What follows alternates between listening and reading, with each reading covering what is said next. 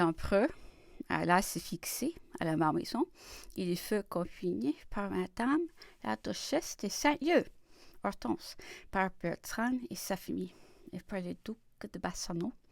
J'y faisais plusieurs voyages par jour, car je ne pouvais m'éloigner de madame de Saint-Leu, dont la santé était fort altérée par tous ces événements. Les jours de son arrivée dans cette retraite, il me proposa de l'accompagner. Trop, me dit-il, reste en France. Je vois que le ministre de la guerre veut le conserver à son pays. Je ne peux pas m'en plaindre, mais c'est une grande perte pour moi.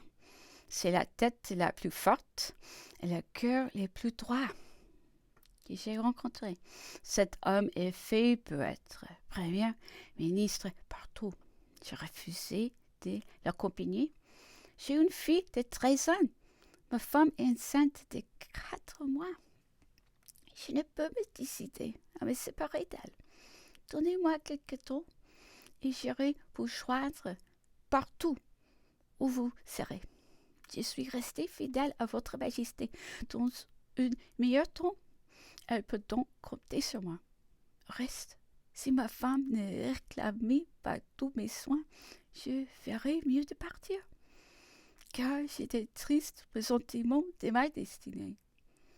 L'empereur se tut, et j'ai démêlé dans l'expression de son visage qu'il n'en avait pas meilleure opinion que moi. L'ennemi s'approchait cependant, et depuis 3 jours, il avait demandé que le gouvernement provisoire mit une frégate à sa disposition pour se rendre en Amérique. Il lui avait été promis. On l'engageait même à partir, mais il voulait être porteur de l'ordre, donner au capitaine de les conduire aux États-Unis. Et cet ordre n'arriva pas. Nous sentions tous qu'une heure de retard compromettait sa liberté. Après en avoir causé entre nous, j'allais le trouver. Je lui représentai vivement tous les dangers de son séjour prolongé, et sur l'observation qu'il me fit de ne pouvoir pas s'éloigner sans cet ordre. Partez toujours, lui dis-je. Votre présence sur le bâtiment produira un grand effet. Un cœur sur les foncés. Coupez le câble. Promettez de l'argent à l'équipage. Et si le capitaine résiste, faites-le mettre à terre. Et partez. Je ne doute pas que Fouché ne vous ait vendu aux Alliés. Je le crois qu'en vous, me dit-il, mais allez faire un dernier effort sur le ministre de la Marine. Je montai en voiture à l'instant. Je me fis introduire chez Descraye. Il était couché. Il me coûta avec un sang-froid qui me fit bouillir le sang et me dit: je ne suis que ministre. Allez trouver Fouché. Parlez au gouvernement. Quant à moi, je ne puis rien. Bonsoir. Et il se renfonça dans ses couvertures. Je sortis furieux, et je ne peux voir ni Fouché ni les autres. Je revins à la Malmaison à 2 heures du matin. L'empereur était couché.